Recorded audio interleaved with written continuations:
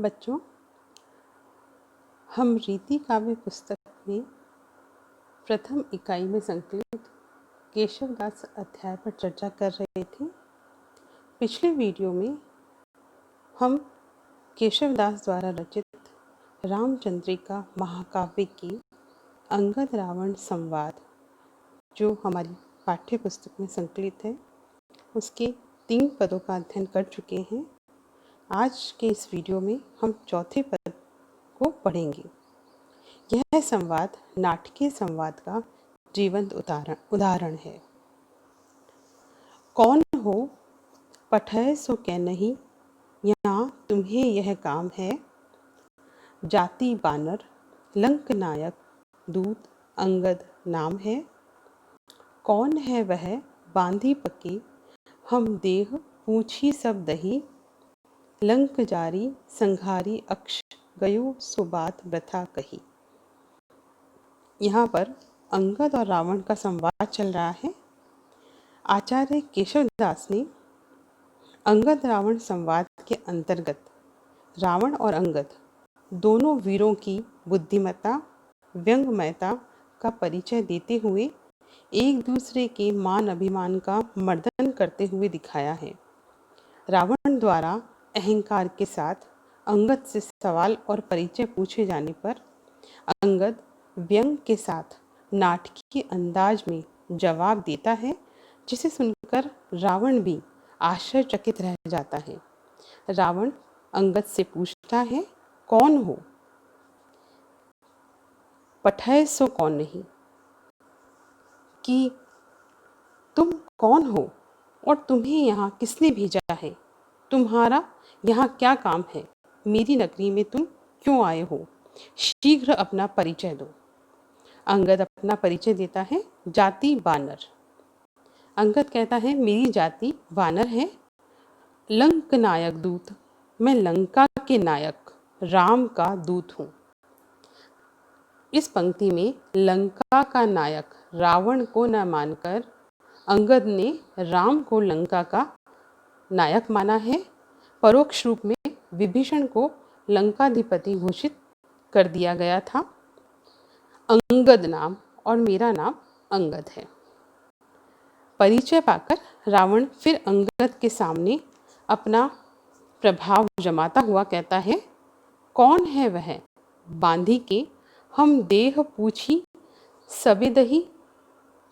रावण कहता है, हे अंगद, फिर वो कौन सा वानर था जिसको हमने पकड़कर बांध दिया और उसका शरीर और पूंछ सब कुछ हमने जला डाला था। रावण की इस बात पर अंगद को बहुत हैरानी होती है और वो कहता है कि क्या लंक जारी संघारी अक्ष, गयो सो बात वृथा कही।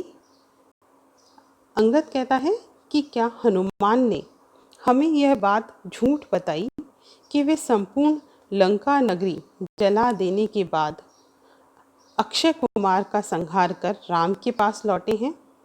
अर्थात, हे रावण, तुम हनुमान से पूर्ण परिचित होकर भी अपनी प्रशंसा और हनुमान की निंदा क्यों कर रहे हो? क्या तुम राम की शक्ति से परिचित नहीं हो? अक्षय कुमार रावण का पुत्र था, जिसे हनुमान जी ने मार दिया था। आगे देखिए, कौन के सुत बाली के, वह कौन बाली न जानिए। काख चापी तुम्हें जो सागर साथ नहात बखानिए। लंकाधिपति रावण अंगद से पुनः प्रश्न करता है कि तुमने अपना पूरा परिचय नहीं दिया। यह बताओ कि तुम कौन के सुत, किसके पुत्र हो? अंगद कहता है, मैं बाली का पुत्र हूँ। वह कौन बाली न जानिए। रावण फिर पूछता है कि बाली कौन है? मैं तो उसे नहीं जानता। इस पर आश्चर्य जताते हुए अंगद कहता है, काख चापी तुम्हें जो सागर साथ नहात बखानिए, कि तुम बाली को नहीं जानते। मैं उसी बाली का पुत्र हूँ जिसने तुम्हें अपनी काख में दबाकर 7 समुद्र में लंबे समय तक स्नान किया था। यह सुनकर रावण की बुद्धि लौट आती है। वह बाली की प्रशंसा करते हुए अंगद से पूछता है कहाँ वह वीर? कि अच्छा तुम बाली के पुत्र हो। वह वीर आजकल कहाँ निवास कर रहा है? अंगद जवाब देता है, देवलोक बताइयो, कि वो देवलोक की ओर प्रस्थान कर गए। रावण को सब पता है, लेकिन फिर भी वो अंगद से पूछता है, क्यों गए? कि इतना वीर बाली देवलोक कैसे और क्यों चला गया? अंगद इस प्रश्न का उत्तर देते हुए कहता है, रघुनाथ बान विमान बैठी सिधाइयो। अंगद राम का मन में स्मरण करते हुए कहता है कि बाली ने राम का विरोध किया था, इसलिए राम के बाण रूपी विमान पर बैठकर वो स्वर्ग को सिधार गए।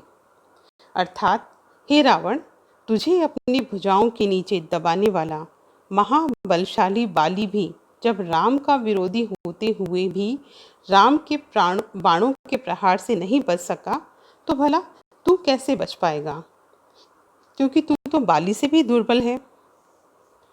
रावण अंगद की बातों की परवाह किए बगैर अपने अहंकार को प्रदर्शित करता हुआ अंगद से पूछता है, लंक नायक कौ? कि हे अंगद, लंका का नायक तुम्हारी दृष्टि में कौन है? विभीषण देवदूषण को दहे। विभीषण का समर्थन करते हुए अंगद व्यंग में कहता है कि फिर क्या विभीषण देवताओं को जलाएगा? अर्थात हे रावण, लंका का नायक तो अभी भी मेरी दृष्टि में विभीषण ही है, और वे देवता विरोधी कभी हो भी नहीं सकते। रावण इस उत्तर से चिढ़ जाता है और अहंकार के साथ कहता है, मोही जीवित हो ही क्यों, जग तो ही जीवित को कहे। कि मेरे जीवित रहते हुए विभीषण लंका का अधिपति कैसे बन सकता है? उसे लंका का अधिपति किसने बनाया? अंगद विनोद पूर्वक कहता है,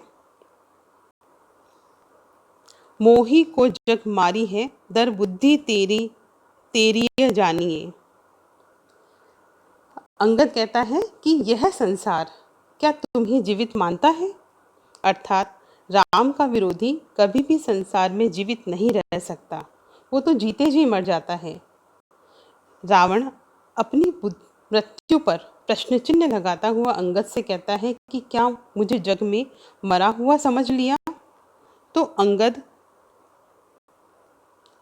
इसे रावण की अल्प बुद्धि करार देता है कि वह तो राम की अर्धांगिनी सीता का हरण करते ही संसार द्वारा मरा हुआ मान लिया गया।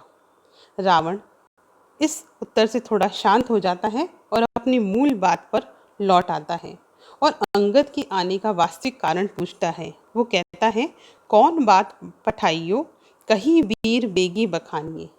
कि हे अंगद, तुम्हें किसने भेजा है? क्या सिखाकर भेजा है? जल्दी से मेरे इन प्रश्नों का उत्तर दो और अपने आने का मूल मंतव्य बताओ। बच्चों, यह जो रावण अंगद संवाद है, केशवदास की सर्वश्रेष्ठ संवाद योजना का अद्भुत उदाहरण है। रावण का दर्प, अहंकार, अल्पबुद्धि और अंगद की विनम्रता, वाग वैदिकता संवादों में सहज ही देखी जा सकती है। केशवदास की राम के प्रति भक्ति भावना इन पंक्तियों में अभिव्यक्त हुई है। रस की बात करें तो वीर रस और औज गुण की सुंदर अभिव्यंजना इन पंक्तियों में दिखाई देती है। भाषा साहित्यिक ब्रज है जिसमें ओज गुण, व्यंग और नाटकीयपन है। प्रश्नालंकार का सर्वत्र यहाँ पर देखा जा सकता है। रघुनाथ बान विमान में रूपक अलंकार का प्रयोग किया गया है। शैली संवादात्मक और अभिनयात्मक